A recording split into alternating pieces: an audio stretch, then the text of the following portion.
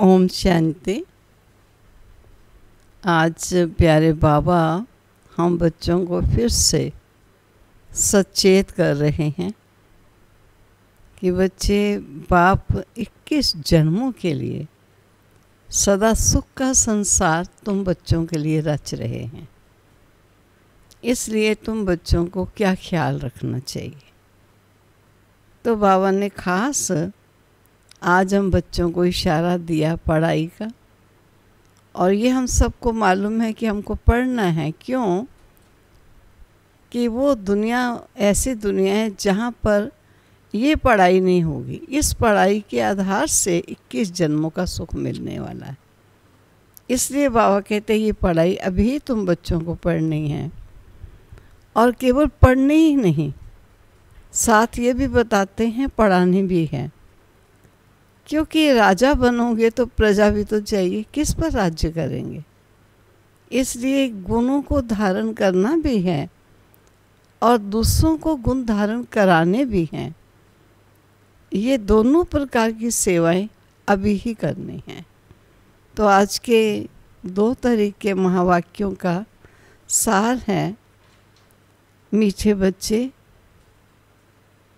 तुम्हें अभी भविष्य 21 जन्मों के लिए यहाँ ही पढ़ाई पढ़नी है।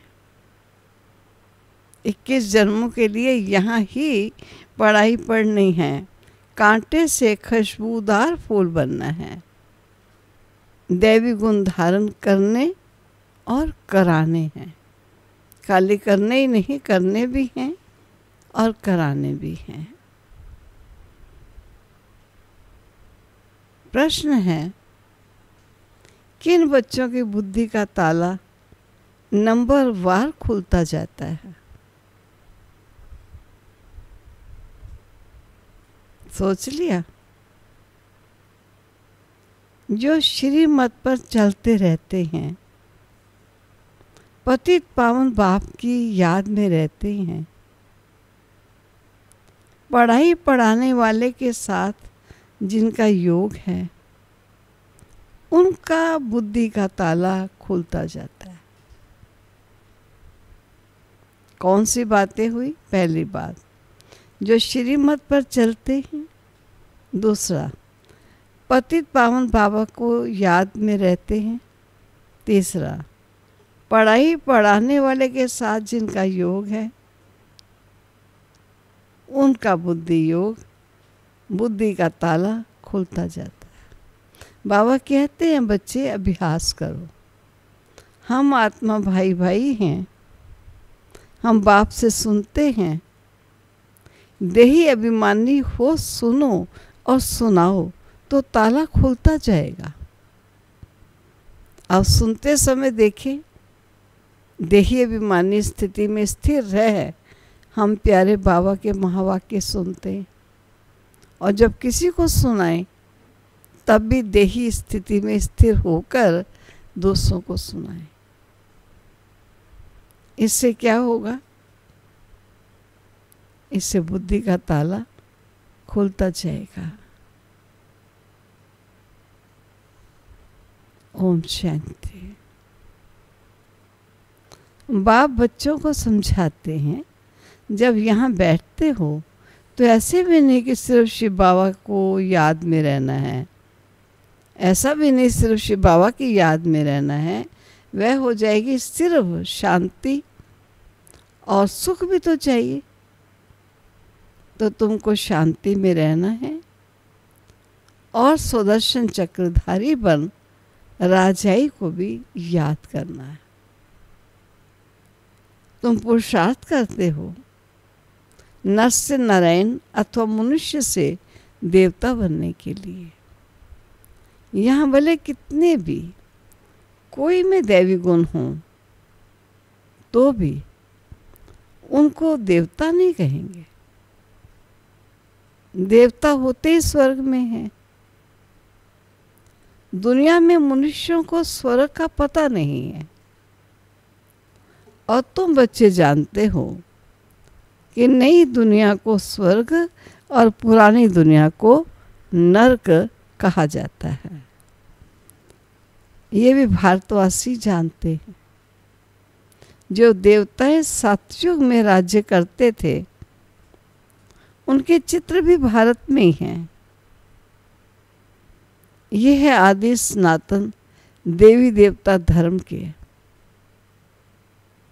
फिर बल करके उनके चित्र बाहर में ले जाते हैं पूजा के लिए।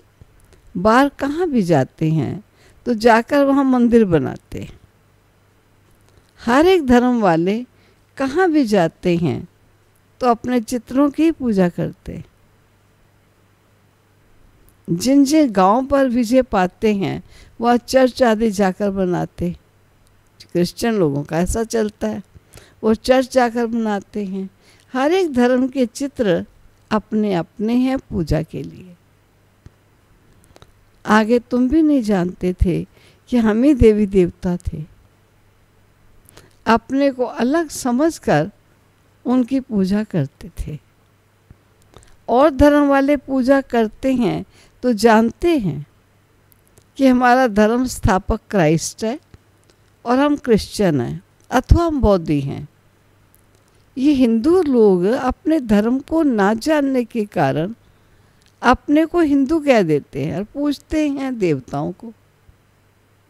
ये भी नहीं समझते कि हम आदि सनातन देवी देवता धर्म के हैं। हम अपने बड़ों को पूजते हैं। क्रिश्चियन एक क्राइस्ट को पूजते हैं। भारतवासी को ये पता नहीं कि हमारा धर्म कौन सा है, वह किसने और कब स्थापित किया था। बाप कहते हैं ये भारत का आदि सनातन देवी देवता धर्म जब प्राय लोप हो जाता है तब मैं आता हूँ फिर से स्थापित करने के लिए। ये ज्ञान अभी तुम बच्चों की बुद्धि में है। पहले कुछ भी नहीं जानते थे, बिगड़ समझे भक्ति मार्ग में चित्रों की पूजा करते रहते थे। अभी तुम जानते हो हम भक्ति मार्ग में नहीं हैं। अभी तुम ब्राह्मण कुलभूषण और शूद्र कुल वालों में रात दिन का फर्क है। वह भी इस समय तुम समझते हो, सचमुच में नहीं समझोगे। इस समय तुमको समझ मिलती है, बाप आत्माओं को समझ देते। पुरानी दुनिया और नई दुनिया का तुम ब्राह्मणों को ही पता है। पुरानी दुनिया में ढेर मनुष्य हैं, यहाँ तो मनुष्य कितना लड़ते झगड़ते हैं। यह है कांटों का जंगल। तुम जानते हो हम भी कांटे थे। अभी बाबा हमको फूल बना रहे हैं। कांटे इन खुशबूदार फूलों में उनको क्या करते हैं? कांटे खुशबूदार फूलों को नम्न करते हैं। ये राज अभी तुमने जाना है। हम सो देवता थे जो फिर आकर अब खुशबूदार फूल बने हैं, अर्थात ब्राह्मण बने हैं। बाप ने समझाया है ये ड्रामा है। आगे ये ड्रामा बाइस्कोप आदि नहीं थे, ये भी अभी बने हैं। क्यों बने हैं? क्योंकि बाप को दृष्टांत देने में सहज हो। बच्चे भी समझ सकते हैं। ये साइंस भी तो तुम बच्चों को सीखनी है ना। बुद्धि में सब साइंस के संस्कार ले जाएंगे जो फिर वहाँ काम में आएंगे। दुनिया को एकदम तो खत्म नहीं हो जाती। संस्कार ले जाकर फिर जन्म लेते हैं। मानो बाबा भले कब से कहते आए, शुरू यज्ञ से ही, ये दुनिया का विनाश होगा। और उसके पश्चात बाबा ने कहा कैसे विनाश होगा। 3 तरीके बाबा सुनाते रहे। गृह युद्ध होगा, सिविल वार होगी, एटॉमिक युद्ध होगा। अब सोचिए जब तक इन सब चीज़ों की तैयारी हो, बाबा ये कहते चले आए विनाश होगा, बच्चे विनाश होगा। कोई कहते कब से बाबा कह रहे, अभी तक तो हुआ नहीं। विनाश होगा, लेकिन आप समझ सकते हैं कि उसकी तैयारी में कितना टाइम लगेगा। जब तक भौगोलिक स्थिति वहाँ तक पहुँचे, जब तक इतने बड़े विश्व के विध्वंस की पूरी तैयारियाँ हों, टाइम तो लगेगा। ठीक बाबा हम बच्चों को भी कहते हैं तुमको देवता बनना है, लेकिन इन विकारों को जीतना, संस्कारों को दिव्य बनाना, कांटे जैसी स्वभावों को बदलना, ये सब चीज़ें करने में टाइम तो लगता है ना। हम समझे बाबा ने कहा देवता बनना तो कल ही देवता बन जाएंगे, विनाश कहा तो बस परसों विनाश आ जाएगा। नहीं, इन सब चीज़ों को टाइम, और आज हमारे सामने वो समय आ चुका है जो स्पष्ट हो रहा है कि हाँ अब चीज़ें बहुत बन चुकी हैं, अब परिवर्तन की बेला शुरू हो गई।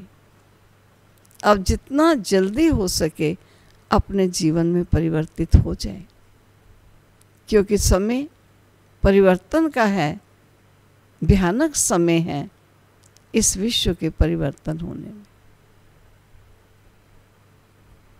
दुनिया को एकदम तो ख़त्म नहीं हो जाती है, संस्कार ले जाकर फिर जन्म लेते हैं।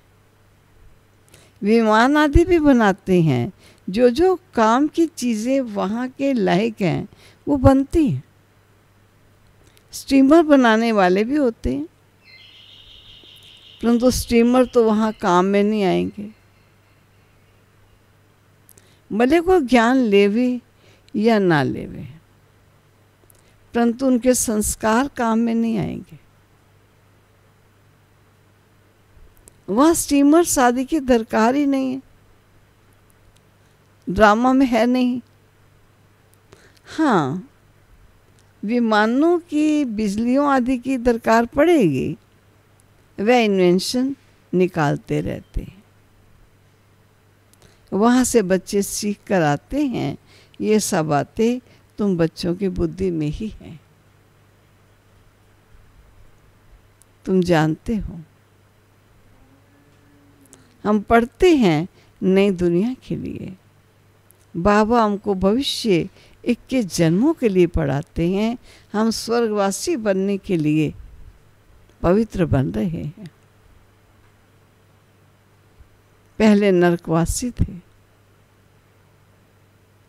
मनुष्य कहते भी हैं फलाना स्वर्गवासी हुआ, परंतु हम नरक में हैं ये नहीं समझते। अगर वो स्वर्गवासी हुआ तो कहाँ से गया? जरूर नरक से गया, तो जरूर हम भी तो नरकवासी हैं ना। ये समझते नहीं, बुद्धि का ताला नहीं खुलता। तुम बच्चों का अब धीरे धीरे ताला खुलता जाता है।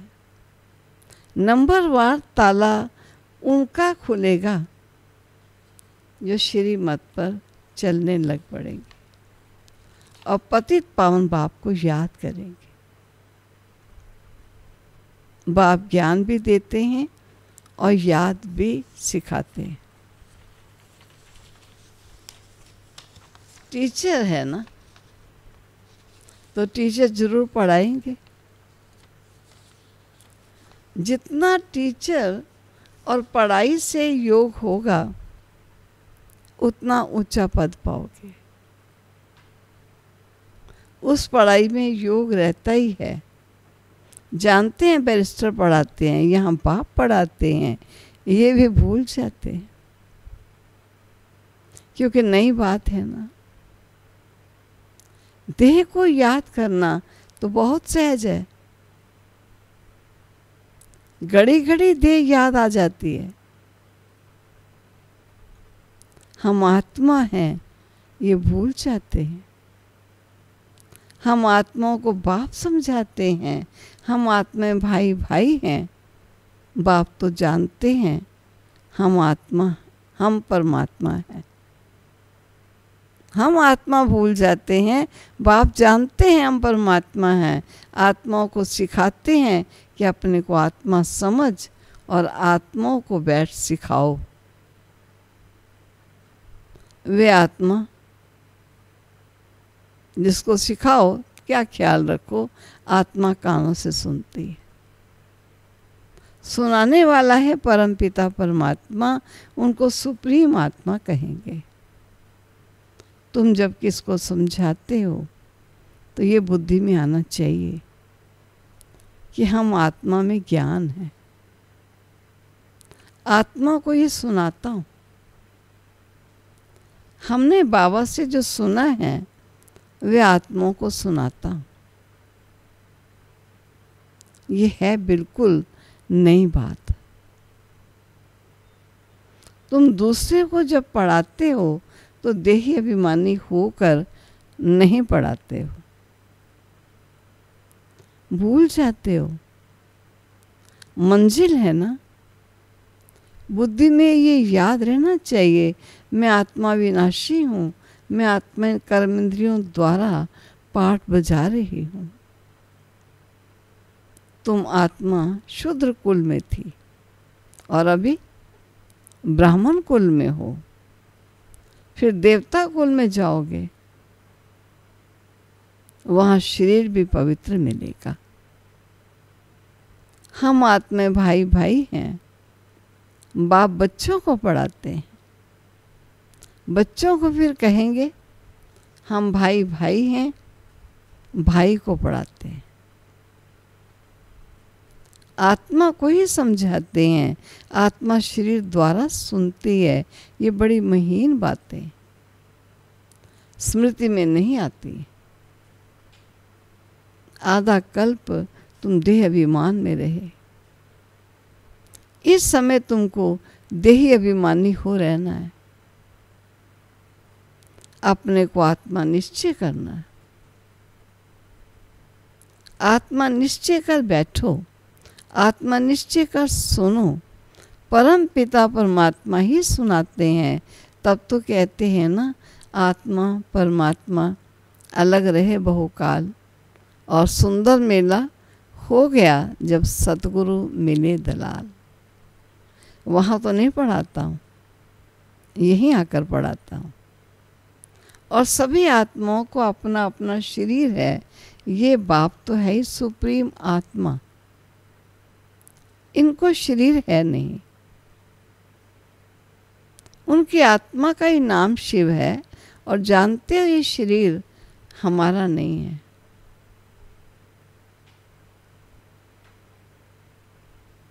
जानते हो ना, ये शरीर हमारा नहीं है। बाबा कहता है मैं सुप्रीम आत्मा हूँ, मेरी आत्मा मेरी महिमा अलग है। हर एक की महिमा अपनी अपनी है।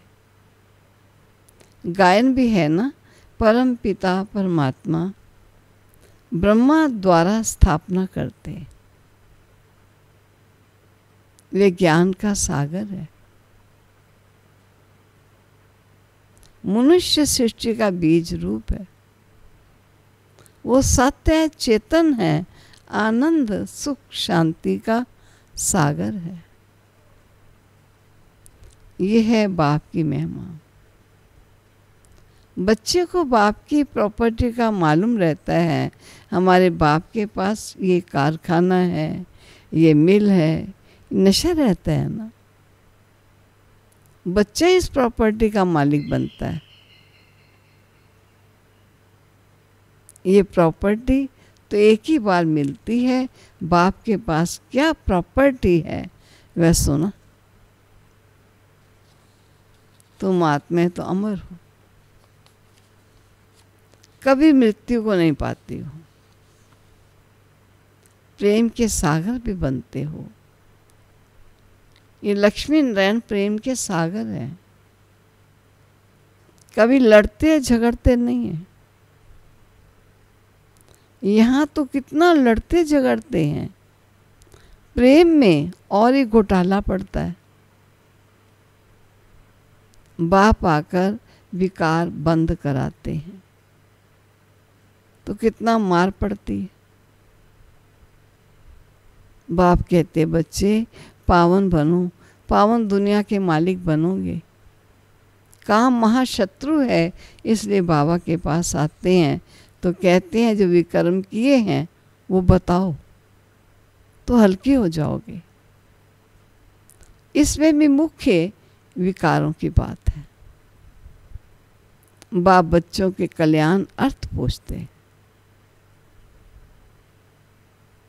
बाप को ही कहते हैं पतित पावन आओ, क्योंकि पतित विकारों में जाने वाले को ही कहा जाता है। ये दुनिया भी पतित है, मनुष्य भी पतित है, 5 तत्व भी पतित हैं। वहां तुम्हारे लिए तत्व भी पवित्र चाहिए। इस आश्रय पृथ्वी पर देवताओं की परछाया नहीं पड़ सकती। लक्ष्मी का आवाहन करते हैं, परंतु यहाँ थोड़ी आ सकती है। ये 5 तत्व भी बदलने चाहिए। सतयुग है नई दुनिया और ये है पुरानी दुनिया। इनके खलास होने का समय। मनुष्य समझते अभी 40,000 वर्ष पड़े हैं, जबकि कल्प ही 5,000 वर्ष का है। तो फिर सिर्फ एक कलयुग 40,000 वर्ष का कैसे हो सकता है? कितना अज्ञान अंधियारा। ज्ञान है दिन, अभी ज्ञान है नहीं। भक्ति है ब्राह्मणों की रात, ज्ञान है ब्रह्मा और ब्राह्मणों का दिन, जो प्रैक्टिकल में हो रहा है। सीढ़ी में बड़ा क्लियर दिखाया हुआ है। नई दुनिया और पुरानी दुनिया को आधा आधा कहेंगे। ऐसे नहीं कि नई दुनिया को जास्ती टाइम और पुरानी दुनिया को थोड़ा टाइम देंगे, नहीं, पूरा आधा आधा होगा। तो क्वार्टर भी कर सकेंगे। आधा में ना हो तो पूरा क्वार्टर भी ना हो सके। स्वास्तिका में 4 भाग देते हैं। समझते हैं हम गणेश निकालते हैं। अब बच्चे समझते हैं ये पुरानी दुनिया विनाश होनी है, हम नई दुनिया के लिए पढ़ रहे हैं। हम नर से नारायण बनते हैं नई दुनिया के लिए। कृष्ण भी नई दुनिया का है। कृष्ण का तो गायन हुआ, उनको महात्मा कहते हैं क्योंकि छोटा बच्चा है। छोटे बच्चे प्यारे लगते हैं। बड़ों को इतना प्यार नहीं करते हैं जितना छोटों को करते हैं, क्योंकि सतो प्रधान अवस्था है ना, विकारों की बदबू नहीं है। बड़े होने से विकारों की बदबू हो जाती है। बच्चे की कभी क्रिमिनल आई हो नहीं सकती। ये आंखें धोखा देने वाली है। इसलिए दृष्टांत देते हैं कि उसने अपनी आंखें निकाल दी। सूरदास आदि के लिए कहते हैं। ऐसी कोई बात है नहीं, ऐसे कोई आंखें निकालते नहीं हैं। ये इस समय बाबा ज्ञान की बातें समझाते। तुमको तो विज्ञान की तीसरी आंख मिली।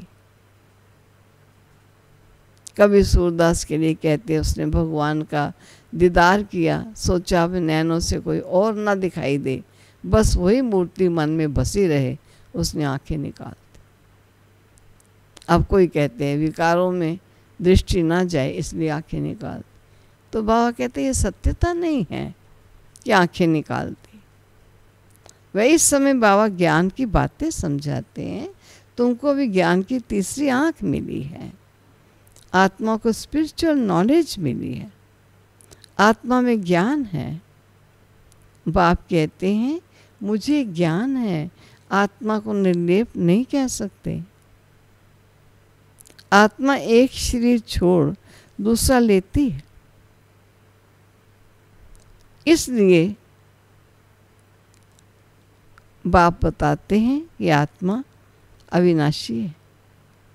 हाँ, कितनी छोटी है, उनमें 84 जन्मों का पार्ट है, ऐसी बातें कोई कह ना सके। वे तो निर्लेप कह देते हैं। इसलिए बाप कहते हैं पहले आत्मा को रियलाइज करो। कोई पूछते हैं जानवर कहाँ जाएंगे? अरे जानवर की तो बात ही छोड़ो, पहले आत्मा को तो रियलाइज करो, मैं आत्मा कैसी हूँ, क्या हूँ, कहाँ से आई हूँ। बाप कहते हैं जबकि अपने को आत्मा ही नहीं जानते हो, मुझे फिर क्या जानोगे? ये सब महीन बातें तुम बच्चों की बुद्धि में है। आत्मा में 84 जन्मों का पार्ट है, वो बचता रहता है। कोई फिर कहते हैं ड्रामा में नूंद है, फिर हम पुरुषार्थ ही क्यों करें? अरे पुरुषार्थ बिगड़ तो पानी भी नहीं मिल सकता। पानी भी नूंद है, पीना है, पिया था तो पियोगे। पानी पी उठाओगे तो सही ना, गिलास लेके तो जाओगे। हाँ पिया होगा तो गिलास भर जाएगा, नहीं पिया होगा तो गिलास ही गिर जाएगा, वो हो सकता है। जाओगे तो सही ना। ऐसे नहीं ड्रामा अनुसार आप पे सब कुछ मिलेगा, कर्म तो जरूर करना ही है। अच्छा व बुरा कर्म होता है, ये बुद्धि से समझ सकते हैं। बाप कहते हैं रावण राज्य है, इसमें तुम्हारे कर्म विकर्म बन जाते हैं। वहाँ रावण राज्य ही नहीं जो विकर्म हो। मैं ही तुमको कर्म अकर्म और विकर्म की गति समझाता हूँ। वहाँ तुम्हारे कर्म अकर्म हो जाते हैं। रावण राज्य में कर्म विकर्म हो जाते हैं। गीता पाठी भी कभी ये अर्थ नहीं समझते हैं, ना समझाते। वे तो सिर्फ पढ़कर सुनाते हैं, संस्कृत में श्लोक सुनाकर फिर हिंदी में अर्थ करते हैं। बाप कहते हैं कुछ कुछ अक्षर ठीक हैं, भगवानोवाच्य है, परंतु भगवान किसको कहा जाता है ये किसी को पता नहीं है। हाँ चलो भगवानोवाच्य शब्द ठीक है, ये अक्षर ठीक है, लेकिन भगवान कौन है? किसको भगवान कहा गया, किसको कहा जा सकता है, ये नहीं जानते। अच्छा मीठे मीठे सिक्के लदे बच्चों प्रति माता पिता बाप दादा का याद प्यार और गुड मॉर्निंग। रूहानी बाप की रूहानी बच्चों को नमस्ते, रूहानी बच्चों की रूहानी बाप को नमस्ते। धारणा के लिए मुख्य सार, बेहद बाप के प्रॉपर्टी की मैं आत्मा मालिक हूँ। जैसे बाप शांति शांति पवित्रता आनंद का सागर है, ऐसे मैं आत्मा मास्टर सागर हूँ। इसी नशे में रहना है। दूसरा, ड्रामा के पुरुषार्थ नहीं छोड़ना, कर्म जरूर करने हैं। कर्म अकर्म विकर्म की गति को समझ सदा श्रेष्ठ कर्म ही करने हैं। वरदान, सदा बाप के अविनाशी और निस्वार्थ प्रेम में लवलीन रहने वाले माया प्रूफ भव। इसका स्पष्टीकरण है, जो बच्चे सदा बाप के प्यार में लवलीन रहते हैं उन्हें माया आकर्षित नहीं कर सकती। जैसे वाटर प्रूफ कपड़ा होता है तो पानी की एक बूंद भी नहीं टिकती, ऐसे जो लगन में लवलीन रहते हैं वो माया प्रूफ बन जाते हैं। माया का कोई भी वार नहीं कर सकता, क्योंकि बाप का प्यार अविनाशी और निस्वार्थ है। इसके जो अनुभवी बन गए वह अल्पकाल के प्यार में फंस नहीं सकते। एक बाप दूसरा मैं, उसके बीच में तीसरा कोई आ नहीं सकता। स्लोगन। न्यारे प्यारे होकर कर्म करने वाला ही सेकंड में फुल स्टॉप लगा सकता है। न्यारे प्यारे होकर कर्म करने वाला ही सेकंड में फुल स्टॉप लगा सकता है। ओम शांति। क्योंकि कोई भी कर्म लिपाई मानी से करेंगे तो लिपाई मान हो कर्म करने से कर्म समाप्त हो जाने के पश्चात भी वे कर्म बार बार मन को खींचता रहेगा। परिणाम निकल जाने पर भी वो कर्म की स्मृति बनी रहेगी। सुख दुख प्राप्त हो जाने के बावजूद भी ये कर्म ऐसा क्यों हुआ, ऐसा नहीं होना चाहिए था, वो चिंतन चलता रहेगा। इसलिए प्यारे बाबा कहते हैं जब भी कर्म करो तो न्यारे और प्यारे होकर कर्म करो। जो कर्म करो साक्षी बन के करो भी सही, करता भी रहे, लेकिन साक्षी होकर अपने कर्म को निहारो भी सही।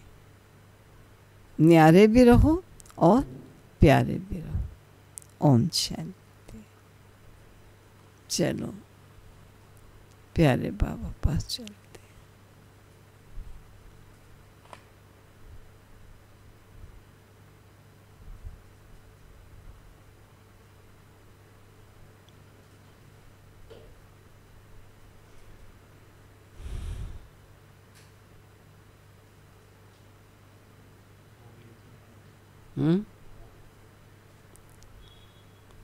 अभी तो प्यारे बाबा का भोग आ रहा है। हम सब याद में बैठते हैं, फिर अपने अति प्यारे सतगुरु शिक्षक ऐसे पिता को, ऐसे सतगुरु को बड़े प्यार से हम सब भोग लगाएंगे। सभी वतन में चलेंगे और बाबा भी हम बच्चों को कहते हैं सरल करने के लिए मैं भी सूक्ष्म वतन में आकारी ब्रह्मा बाबा के तन में प्रविष्ट होकर तुम बच्चों से सूक्ष्म वतन में मिलन मनाता हूँ। हम भी लाइट के आकार में सूक्ष्म वतन में प्यारे बाबा को, प्यारे बाप दादा को मैं कहूँगी भोग स्वीकार कराते हैं। तो हम सब जब तक भोग आए तब तक उस प्यारे बाबा को बड़े प्यार से निराकारी वतन से आकारी वतन में आवाहन करें। आज जो प्यारे बाबा अब आकारी वतन में आए, हम ब्राह्मण साकारी से आकारी में आएंगे। हम बाप दादा को भोग लगाएंगे। ठीक है, तो चलो कुछ समय के लिए हम अपने प्यारे बाबा का आवाहन करते हैं।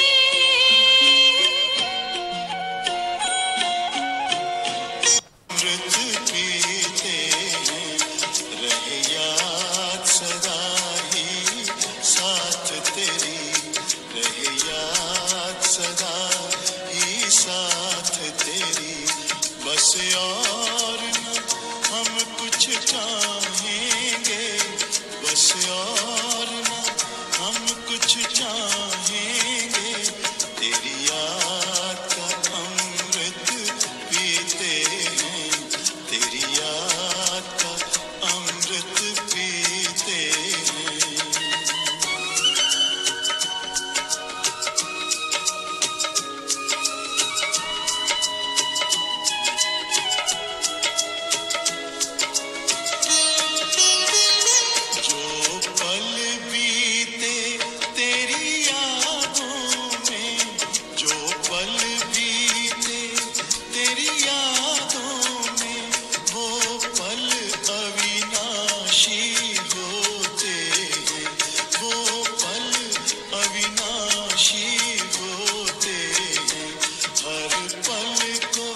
सफल बना देंगे, हर पल को सफल बना देंगे, तेरी याद कभी ना छोड़ेंगे, तेरी याद कभी ना छोड़ेंगे, तेरी याद का अमृत पीते हैं, तेरी याद का अमृत पीते हैं।